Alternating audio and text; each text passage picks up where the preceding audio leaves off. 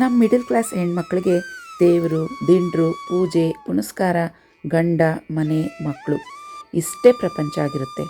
ಆ ಪುಟ್ಟ ಪ್ರಪಂಚದಲ್ಲಿ ನಾನು ಒಬ್ಳು ಕಣ್ರಿ. ಲಕ್ಷ್ಮೀ ಹಬ್ಬ, ಗಣಪತಿ ಹಬ್ಬ, Ayudha Puja August, September, October back to back ಬರುತ್ತೆ. ಮಂತ್ಲಿ ಪೀರಿಯಡ್ಸ್ ಹಬ್ಬದ ಟೈಮ್ಗೆ ಸರಿಯಾಗಿ ಬರ್ತಿತ್ತು.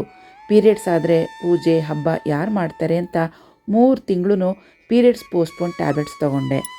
ನವಂಬರ್ ತಿಂಗಳಲ್ಲಿ ಪೀರಿಯಡ್ಸ್ ಬಂತು.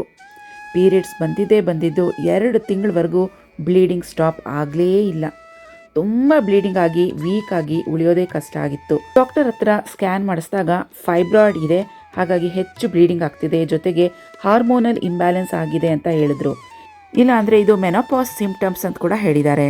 ಮೆಡಿಕೇಷನ್ಸ್ ಕೊಡ್ತೀನಿ, ಬ್ಲೀಡಿಂಗ್ ಸ್ಟಾಪ್ ಆಗಿಲ್ಲ ಅಂದರೆ ನಿಮ್ಮ ಗರ್ಭಕೋಶನೇ ತೆಗಿಬೇಕು ಅಂತ ಹೇಳಿದ್ದಾರೆ. ಮುಂದೇನಾಯಿತು ಅಂತ ನೆಕ್ಸ್ಟ್ ವಿಡಿಯೋ ನೋಡೋಣ.